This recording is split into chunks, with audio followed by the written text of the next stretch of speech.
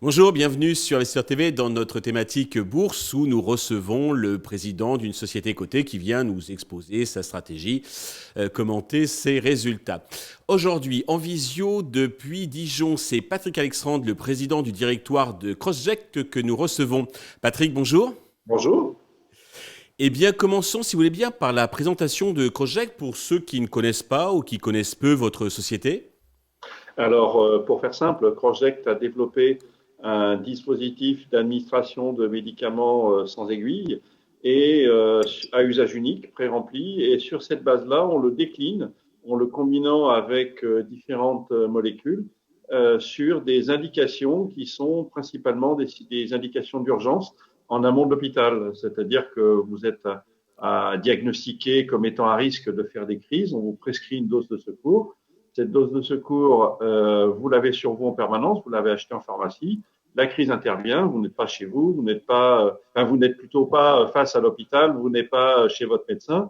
Donc, ça sera vous-même, ça sera quelqu'un de votre entourage et donc un non-professionnel de santé qui va devoir procéder à une injection. Et donc, c'est notre dispositif d'injection sans aiguille qui peut être utilisé par n'importe qui, y compris dans des situations très stressantes, qui permet d'injecter le produit dans les bonnes conditions, généralement en intramusculaire, en une fraction de seconde. C'est ça qui fait sa particularité. Donc, je peux même vous montrer comment ça fonctionne. Si vous le voyez, j'en ai apporté un. Voilà, le médicament est déjà à l'intérieur. Donc, ce que l'on développe d'un point de vue réglementaire, c'est un médicament. Donc, nous sommes une medtech qui développe des médicaments, donc un laboratoire pharmaceutique. Donc, voilà, je vous le présente. Je pense que vous le voyez. Je ne vais pas mettre les doigts devant la démo. Donc, il suffit d'appuyer et la totalité de la dose est administrée. Vous avez vu, ça fait un clic et un pchit. Et en moins d'un dixième de seconde, la totalité de la dose est administrée. Donc, on peut pas à travers les vêtements, c'est bien ça. Hein. Et effectivement, sur peau nue ou à travers du vêtement, tout dépend des conditions dans lesquelles vous trouvez à ce moment-là. D'accord. C'est un produit qui est unique. Vous n'avez pas de concurrence sur ce créneau. Effectivement, on n'a pas inventé l'injection sans aiguille, mais un injecteur sans aiguille pré-rempli à usage unique pour faire de l'intramusculaire, il n'y en a pas d'autre. Et la récente étude clinique que l'on a publiée cet automne est effectivement la démonstration que nous sommes les seuls au monde à proposer une injection intramusculaire avec ou sans vêtements en une fraction de seconde, qui est un élément essentiel dans des situations critiques comme des crises d'épilepsie, comme des risques des chocs allergiques, par exemple. D'accord. Et aussi des risques d'attaques chimiques, avec les neuroleptiques, ce qui vous a permis, alors vous avez annoncé il y a quelques mois donc la signature d'un très gros contrat avec la BARDA, qui est l'équivalent du ministère de la Santé US. Est-ce que vous pouvez nous dire dans les grandes lignes donc ce que propose donc ce contrat. Et puis ensuite, je me permettrai de relayer quelques questions, quelques interrogations que j'ai relevées sur les forums boursiers, les réseaux sociaux, donc propres relatifs donc à ce contrat. Tout à fait. Donc, comme vous l'avez mentionné, donc il s'agit d'intervenir, d'administrer une dose en cas d'attaque chimique, plus particulièrement avec des neurotoxiques. Et la grande opportunité pour Crossject, c'est que le produit qui est utilisé, c'est celui que l'on est en train de développer pour les crises d'épilepsie. C'est même le même dosage. Donc, en fait, la BARDA, le ministère de la Santé US, nous achète un produit que nous étions déjà en train de développer. Et donc, elle nous finance une accélération du programme réglementaire pour un enregistrement aux États-Unis et elle nous fait une précommande d'un certain nombre d'unités. Ils ont un besoin total de 800 000 unités à peu près et la moitié a déjà fait l'objet d'une commande ferme. Vous parliez d'un très gros contrat. C'est vrai que pour une entreprise comme la nôtre, un contrat de 150 millions de dollars, c'est tout sauf négligeable. D'accord. Alors la première question qui se pose, est-ce que vous avez la capacité, parce que là on passe donc à une échelle, à une autre dimension, est-ce que vous avez la capacité donc de produire, notamment parce que votre façonnier, c'est Cenexi, a été racheté, enfin a changé de propriétaire. Alors, il y a deux questions dans votre question. Effectivement, dans la capacité de production par elle-même, les capacités actuelles sont suffisantes pour couvrir le programme de la BARDA, puisque il s'agit de 800 000 unités. Nous, on est capable en interne, Croject est producteur du kit du dispositif pré-remplir. On a une capacité qui est supérieure à 500 000 unités par an. Et donc, notre façonnier Senexi, lui, à la date d'aujourd'hui, il sait remplir jusqu'à 250 000 unités par an. Et il y a un travail qui est en cours pour augmenter cette capacité. Donc, techniquement, les choses sont parfaitement en ligne. Nous avons pu obtenir le contrat, notamment en garantissant à la Barda que s'il y avait des conflits avec d'autres clients, ils seraient prioritaires, ce que nous n'avons eu aucune difficulté à leur accorder.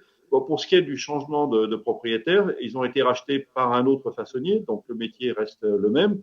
Je crois que la nationalité de l'actionnaire de référence était une question pour les actionnaires.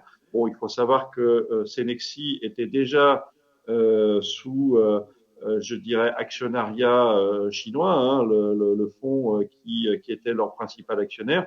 Donc, en fait, de ce point de vue-là, ça ne représente pas un réel changement, ni pour nous, ni pour la Barda. D'accord, très bien. La Barda est au courant donc de ce changement de propriétaire de l'origine de Voilà. l'actionnaire.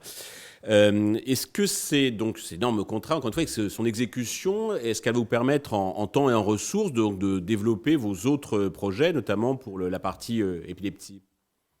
Absolument, puisque de toute façon, c'est le produit contre les crises d'épilepsie que nous achète la Barda. Donc, ce n'est pas un nouveau produit qui est développé. Au contraire, c'est une accélération de notre programme de développement. Nous étions très centrés Europe sur ce produit-là, comme on l'avait annoncé il y a quelques années. Et là, ça accélère le programme donc américain qui était prévu de toute façon. Donc, au contraire, ce sont des moyens supplémentaires, même si effectivement le formalisme utilisé par l'administration américaine est très demandeur, mais sur le plan technique, scientifique, industriel, il s'agit finalement d'anticiper la commercialisation d'un produit qu'on avait déjà en développement. D'accord. À partir de quand ce contrat va-t-il être générateur de chiffre d'affaires? C'est déjà commencé. Je dirais que c'est pas un scoop. Certains, sur les réseaux sociaux, on peut voir que certains ont repéré le site de l'administration, sur lequel l'administration américaine publie ce type d'éléments en toute transparence. Donc, effectivement, des sommes ont été perçues en 2022 et l'essentiel pour la partie développement sera sur 2023-2024. Et ben, nous, notre objectif, c'est de commencer à fournir le stock de sécurité dès 2023. Mais sachez que de toute façon, le programme de développement, lui, il est à son rythme de croisière déjà depuis quelques mois. D'accord. Est-ce que ce contrat a-t-il provoqué des marques d'intérêt d'autres clients potentiels, donc que ce soit aux US, en Europe ou à travers le monde? Oui, alors clairement, surtout aux États-Unis, puisque la Barda est un acteur très connu là-bas. Dans le reste du monde, on le connaît un peu plus depuis leur intervention sur les vaccins anti-Covid, puisque c'est la Barda qui a financé, coordonné le développement des vaccins sur une maladie qui était totalement inconnue. Donc aux États-Unis, c'est clair que c'est un drapeau qui est extrêmement important et qui facilite les prises de rendez-vous avec des laboratoires à qui on propose de distribuer nos produits. D'accord.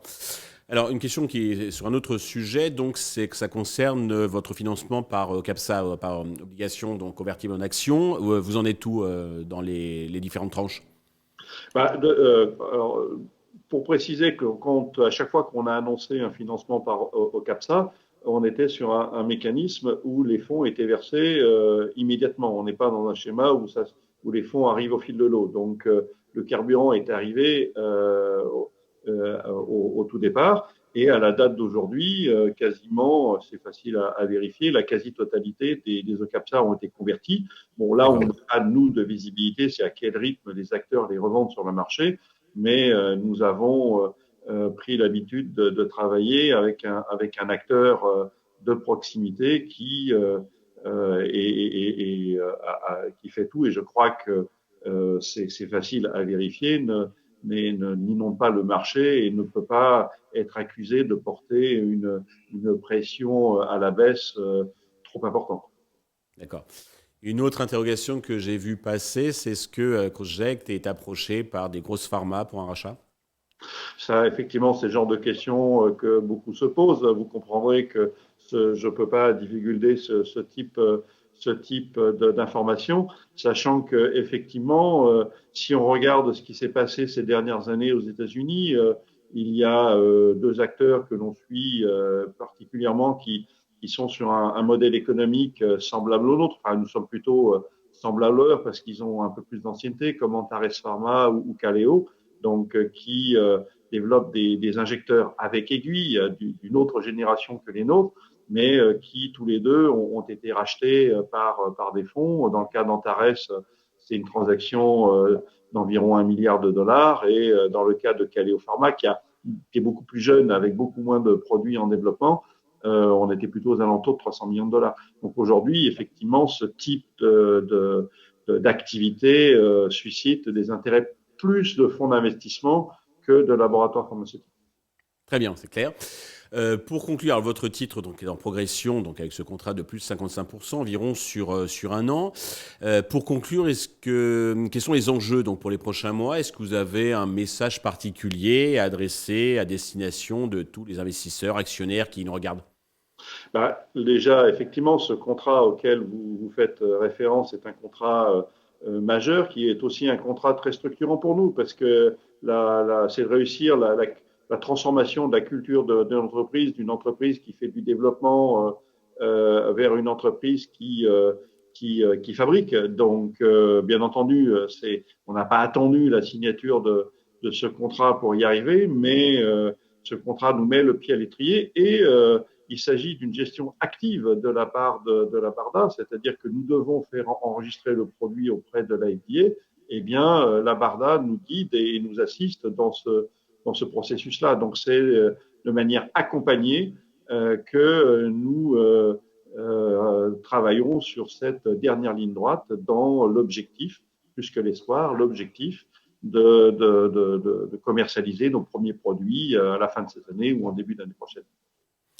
Patrick, merci pour toutes ces précisions. Nous allons suivre avec attention l'évolution de Crossgect. Merci à tous de nous avoir suivis. Je vous donne rendez-vous très prochainement sur Investisseur TV avec un autre président qui viendra nous parler de sa stratégie et commenter ses chiffres.